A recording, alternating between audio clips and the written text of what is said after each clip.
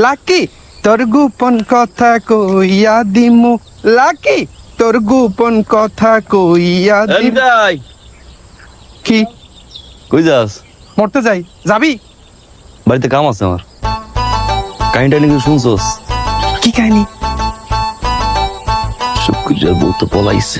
শুক্রিয়ার আগের বউ পালাইছে, নতুন বউ পালাইছে, তাহলে তো শুক্রিয়ার আবার বিয়ে করতে হইব।